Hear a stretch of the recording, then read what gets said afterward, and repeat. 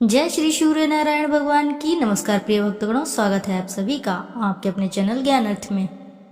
आज रविवार के दिन आप रसपान करेंगे सूर्य भगवान की पावन पवित्र व्रत कथा, जिसके श्रवण मात्र से साधक का भविष्य सूर्य के समान चमकने लगता है। आइए ध्यान लगाकर रसपान करते हैं सूर्य नारायण भगवान की पावन पवित्र व्रत कथा। द्वापर युग की बात है। भगवान श्री कृष्ण एक बार अपनी बुआ कुंती के आश्रम काम्यवन में पहुँचे। उस समय पांडव लोग वनवास कर रहे थे। भगवान श्री कृष्ण ने कहा, बुआ जी, मैं तुम्हें वनवासी वेश में देखकर दुखी हो जाता हूँ। मुझे सदैव इस बात की चिंता लगी रहती है कि पता नहीं अब दुष्ट दुर्योधन का प्रहार तुम्हारे ऊपर हो जाए। अतएव इस विपत्ति से छुटकारा पाने के लिए तुम भगवान सूर्य नारायण की आराधना करो। भगवान सूर्य ही सब जीवों के नियंता और प्राण हैं। उनके तेज से ही जीवों का उद्धार होता है। भगवान श्री कृष्ण ने बतलाया कि एक बार शंकर जी से पार्वती जी ने कुछ पूछा था, उसे मैं तुमसे बतला रहा हूँ। शिव जी ने पार्वती जी से कहा, यदि तुम इस बात की जानकारी प्राप्त करना चाहती हो तो मथुरापुरी में जाओ। यहाँ सूर्यपुत्री यमुना जी की धारा प्रवाहित होती है। यमुना के तट पर ऋषि महर्षि मुनि आदि निरंतर तपस्यारत रहते हैं। भगवान रुद्र की आज्ञा से पार्वती जी कालिंदी यमुना के तट को चल पड़ी। कुछ ही दूर जाने पर उन्हें रास्ते में रोती बिलखती एक स्त्री दिखी। उसने बतलाया कि उसका नाम कुसुमवती है और उसका निवास कुसुमावर वन के बीच में है।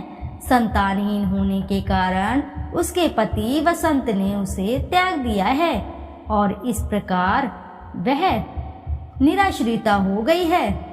पार्वती जी उस स्त्री को साथ ले आगे चली कि उन्हें रोती हुई एक दूसरी स्त्री मिली। उसने बतलाया कि मेरा नाम गंगा है। मेरे पति महाराज शांतनु ने पुत्रों के जीवित न रहने के कारण मुझे अपमानित किया, जिससे मैं दुखी होकर घर चली आई हूँ। इसी प्रकार थोड़ी दूर जाने पर मधुवन में माधवी नाम की एक स्त्री और मिली, जो पति के वैभव का नाश होने के कारण घर से निकाल दी गई। इसके अनंतर आगे जाने पर कुमुदवन में कुमुदा नाम की स्त्री से भेंट हुई, जिसके पति को राजा ने बंदी बना लिया था और वह व्याकुल होकर विलाप कर रही थी। उन सभी स्त्रियों को साथ लेकर पार्वती जी यमुना तट पर जा पहुंची। उस तट पर पूजन उत्सव देखकर पार्वती जी ने ऋषि पत्नियों से पूछा कि यह किस देव की आराधना हो रही है, इस पूजन का विधान फल क्या है। उनकी बात सुनकर एक ऋषि पत्नी ने कहा, यह जगत पिता सूर्य नारायण का व्रत है और सभी मनोरथ को पूर्ण करने वाला है। इस व्रत को करके प्रत्येक नर नारियों ने अभीष्ट सिद्धि प्राप्त की है। तुम्हें भी यदि कोई वांछा हो तो इस व्रत को करके प्राप्त करो। ऋषि पत्नियों से ऐसी बात सुनकर पार्वती जी अत्यंत प्रसन्न हुई और उस व्रत के विधान तथा फल को जानकर शिव जी के पास लौट आई। पार्वती जी ने इस व्रत को करके विघ्ननाशक गणेश जी जैसा पुत्र को प्राप्त किया। इति शुभम। जोर से बोलिए प्रिय भक्तगणों, जय सूर्य नारायण भगवान की। प्राचीन काल में एक बुढ़िया रहती थी। वह नियमित रूप से रविवार का व्रत करती। रविवार के दिन सूर्योदय से पहले उठकर बुढ़िया स्नान आदि से निवृत्त होकर आंगन को गोबर से लीप कर स्वच्छ करती। उसके बाद सूर्य भगवान की पूजा करते हुए रविवार की व्रत कथा सुनकर भगवान सूर्य को भोग लगाकर दिन में एक समय भोजन करती। सूर्य भगवान की अनुकंपा से बुढ़िया को किसी प्रकार की चिंता व कष्ट नहीं था। धीरे धीरे उसका घर धन धान्य से भरता रहा।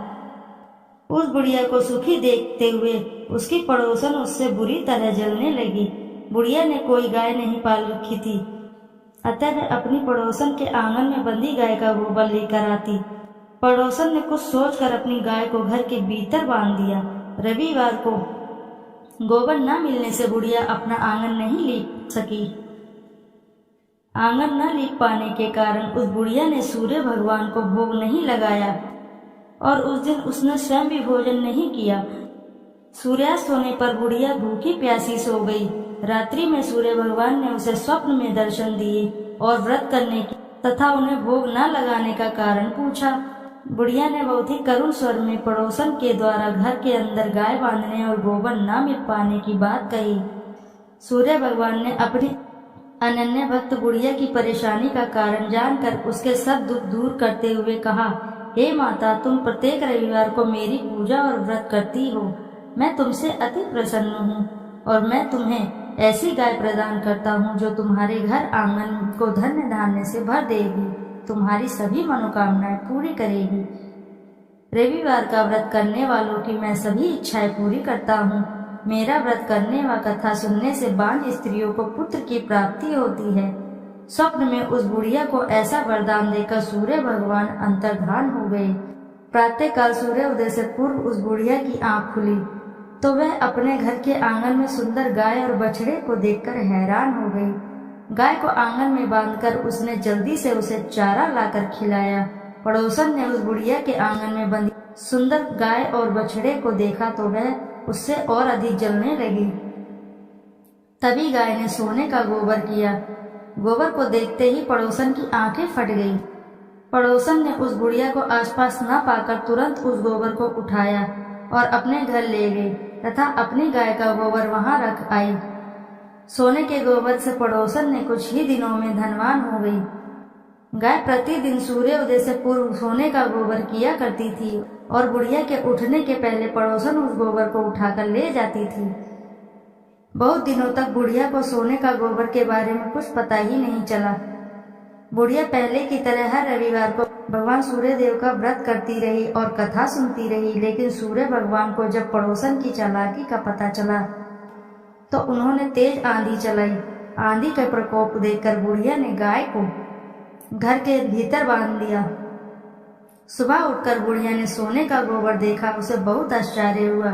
उस दिन के बाद बुढ़िया गाय को घर के भीतर ही बांधने लगी।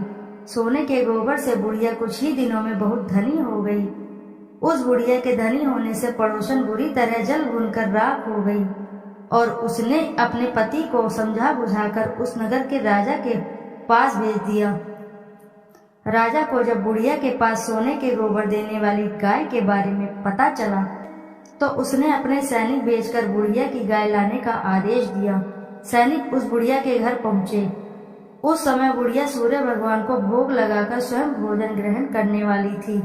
राजा के सैनिकों ने गाय और बछड़े को खोला और अपने साथ महल की ओर ले चले गए।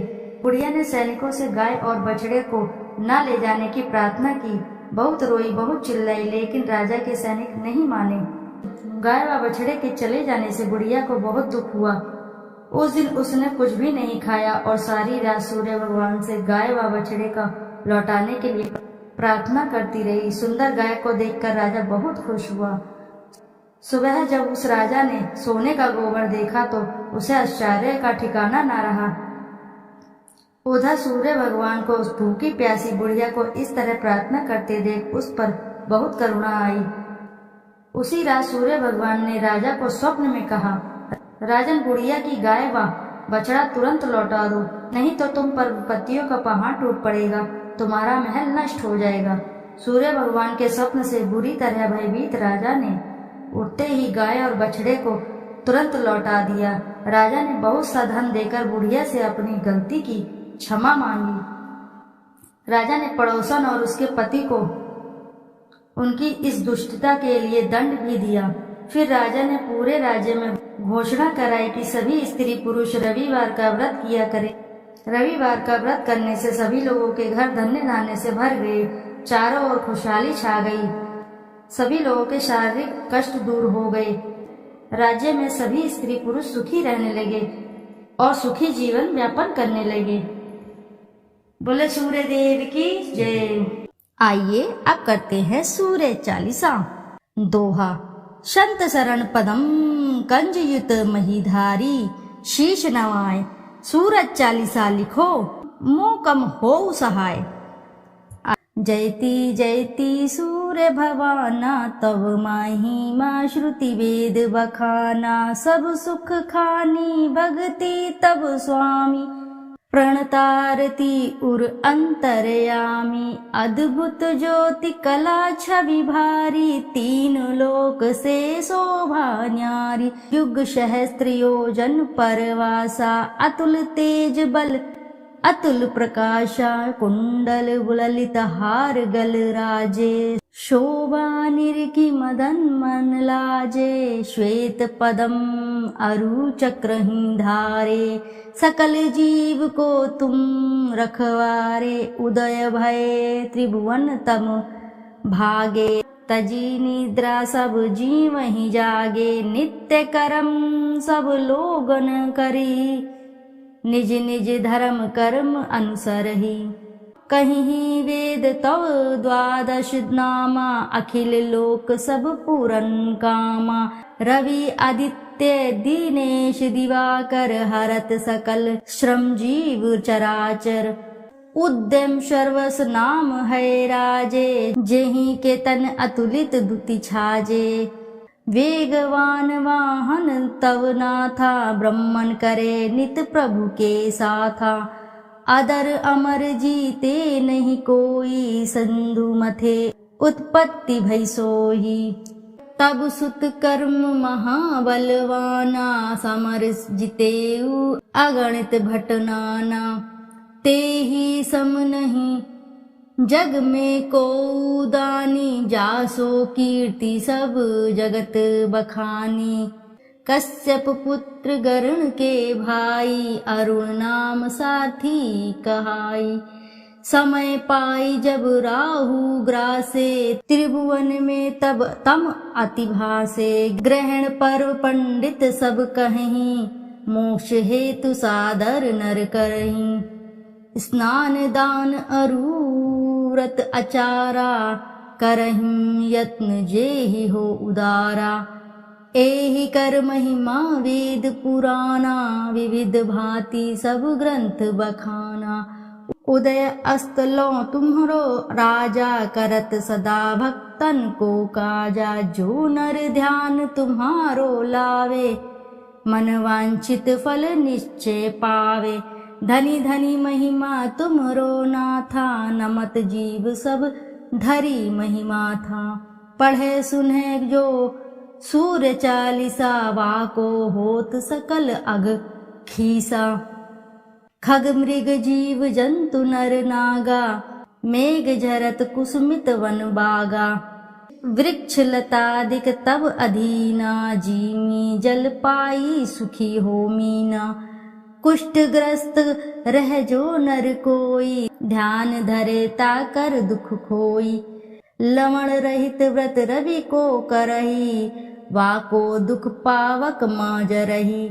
भूमि शयन प्रभु पद चित लावे, वर्ष एक एहि भांति बितावे। पाठ करे नित सूर्य पुराना, करी पूजा धरे उर ध्याना। व्रत पूरा करी होम करावे, दान दे अरुण विप्र जिमावे। हवन भस्म मर्दे सब अंगा, ताको दुख निश्चय हो भंगा। मधु अमीश रवि दिन कर पाना, रोगी सात जन्म परमाना। जन्म जन्म महा धन दुख पावे, रौख नरक अंत में आवे।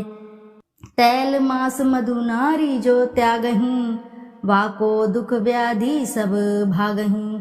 पाठ करे गृह पीड़ा नाशे, मोक्ष ज्ञान बहुविधि उद्भासे।